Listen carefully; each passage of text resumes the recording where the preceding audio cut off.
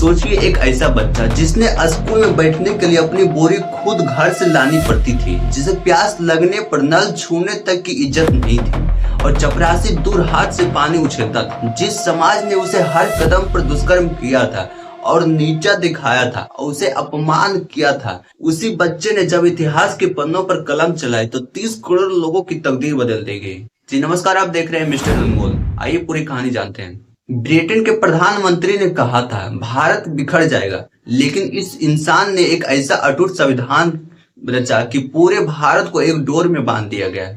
दोस्तों, एक कहानी किसी मसीहा का नहीं, एक कहानी उस लड़के का है जिसने अपमान को अपनी ढाल बनाकर पूरी दुनिया को दिखा दिया।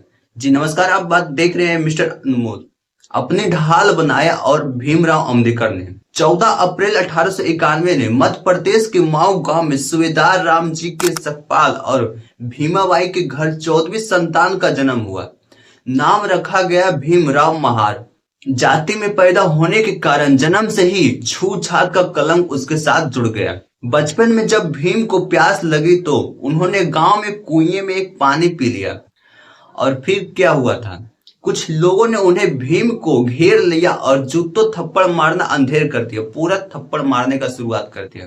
जब वे बाल कटवाने गए नाव के पास तो नाव ने उसके बाल काटने के लिए मना कर दिया और दुष्कर्म कर उसे दुकान से निकाल दिया गया। अछूत बाल नहीं काटूंगा, नवजात को कहना था। मजबूर होकर उन्हें भीम ने बाल उनकी बहन को घर कटाने के लिए पड़े। 14 भाई बहन ने 8 भाई बहन की सुविधा अभाव में दम तोड़ दिए गए।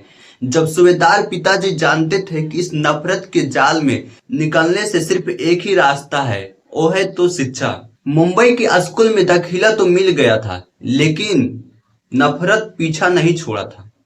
एक दिन टीचर ने भीम को ब्लैक बोर्ड पर बुलाया था, गणित सवाल को हल करने के लिए बुलाया था। क्लास में हड़कंप मच गया था। बच्चे तो चिल्लाने लगे कि सर रोकिए, बोर्ड के पास मेरे टिफिन रखे हुए। इस इंसान बच्चे जाएंगे तो मेरे खाना छुपा जाएगा, अछूत परछाई खाना अपवित्र हो जाएगा। टिफिन की खटखटाहट को उन्हें भीम के दिल को छलनी कर दिया गया।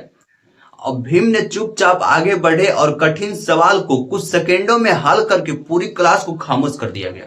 भीम ने इतने स्वाभिमान थे कि काम की तलाश में मुंबई जाना चाहते थे। लगातार 3 रातों तक उन्होंने अपनी चाची के बटुए के पैसे चुराने की कोशिश की, लेकिन चौथी रात जब बटुआ हाथ लगा तो उससे कुछ निकले सिर्फ आधे अन्ने और चावल।